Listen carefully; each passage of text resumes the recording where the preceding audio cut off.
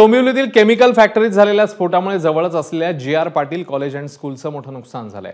शाळेतील खिडक्या, लॅब यासह कार्यालयातल्या साहित्याचंही मोठं नुकसान झालंय।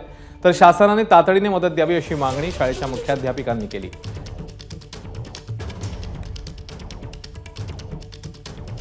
डोंबिवलीत केमिकल फॅक्टरीमध्ये झालेल्या ब्लास्ट नंतर अवघ्या काही अंतरावर असलेल्या जी.आर. पाटील हायस्कूलचं देखील मोठं नुकसान झाल्याचं पाहायला मिळत आहे।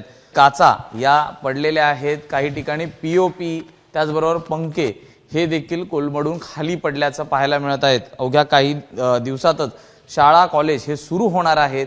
नेमकी आता व्यवस्था कशी असणार आहे, मुलांची व्यवस्था नेमकी कशी करणार आहे, याच विषयावरती माझ्यासोबत बोलण्यासाठी कॉलेजच्या प्रिन्सिपल्स आहेत।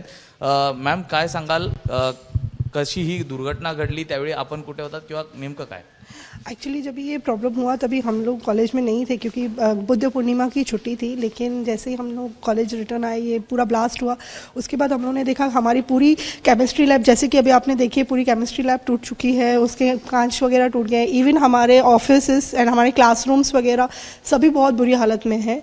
और विद इन 15 to 20 डेज़ में हमारे स्कूल कॉलेजेस रीओपन होने वाले हैं।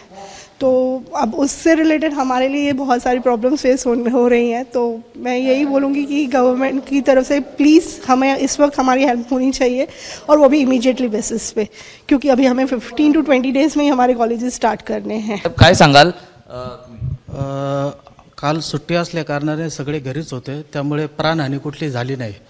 परंतु आता साहेबांनी सगळं काय दाखवलं, हे जवळचं सगळं काय दिसतंय, परंतु तिकडे आमचं ऑफिसचं जे वरचं सगळं काय पीओपी वगैरे तुटलेलं आहे। Second floor, first floor, second floor सगळं काय काचा बिचा पूर्ण फुटलेल्या आहेत, पूर्ण उद्ध्वस्त झालेलं आहे। आता शाळा चालू करायची लवकरात लवकर, पण त्या हिशोबाने जर शासनाने आमच्याकडे लवकर लक्ष दिलं, थोडंफार काही मदत केली तर आमचं होईल काहीतरी असं। नक्कीच आपण पाहतोय की लवकरात लवकर मदत मिळावी अशी मागणी ही जी.आर. पाटील कॉलेजच्या संचालकांकडून केली जात असल्याचं पाहायला मिळत आहे। अनुप रस्तोगीसह मी सूरज सावंत, एबीपी माझा, मुंबई। एबीपी माझा, उघडा डोळे बघा नीट।